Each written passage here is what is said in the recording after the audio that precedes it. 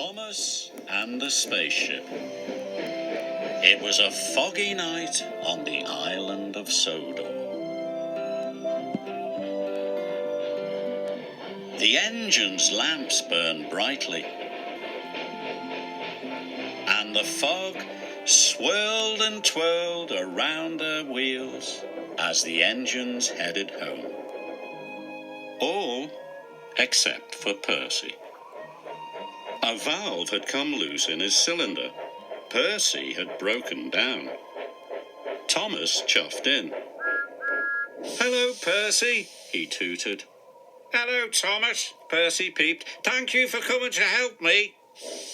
Thomas buffered up to Percy, and they headed home towards Tidmouth Sheds. The fog was thick.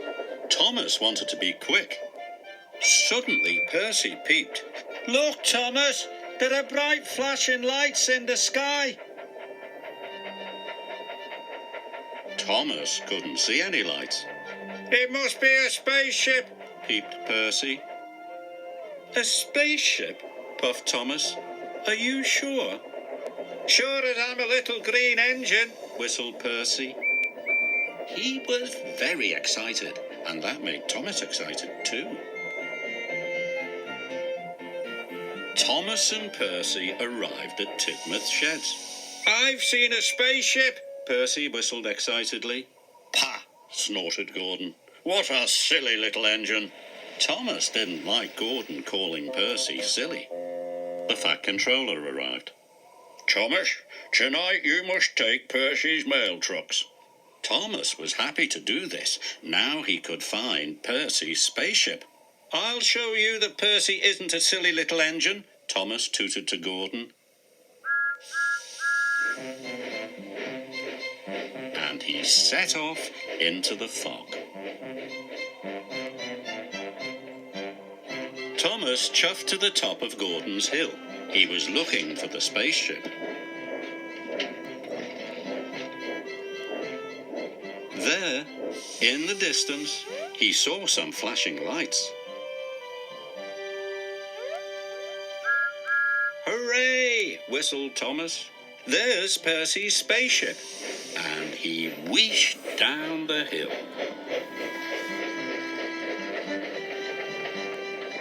Thomas puffed closer and closer, but it wasn't a spaceship. It was a circle of workmen's lights.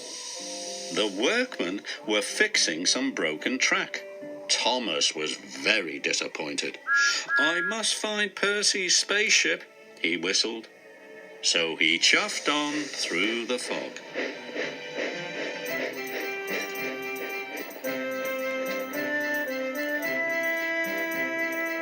Then Thomas saw another flashing light.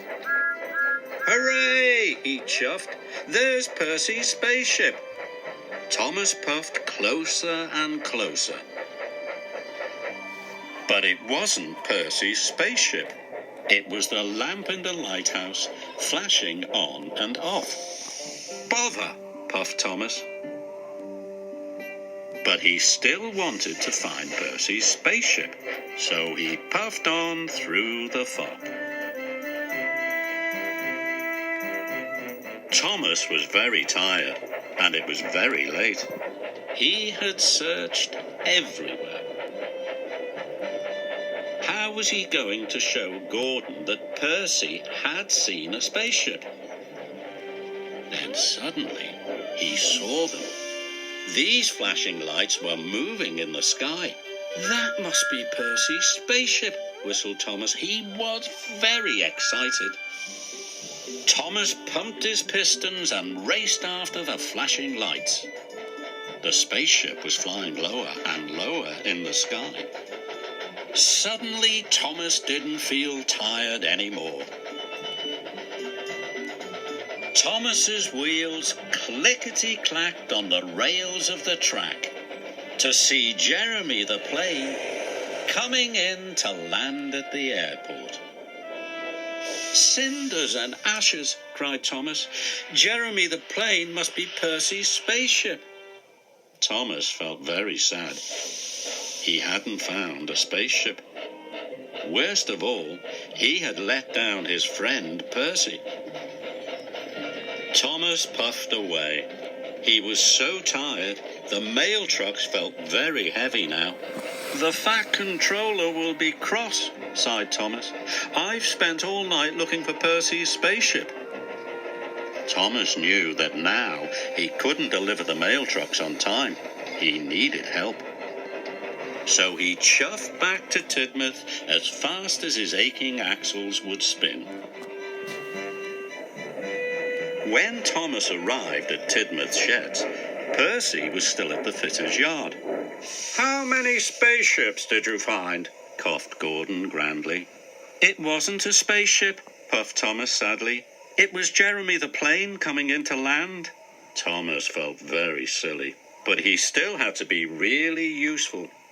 "Gordon, I need your help," he tooted. "You are faster and stronger than any engine. If we share the trucks, the mail can still be delivered by breakfast." This made Gordon feel important, and Gordon liked feeling important. So Gordon took half the mail trucks, and Thomas took the others, until all the mail was delivered by breakfast. The next night there was no fog. "Look," tooted Thomas, "there's Jeremy the plane." He was very excited. All the engines watched Jeremy coming in to land at the airport. It was a magical sight.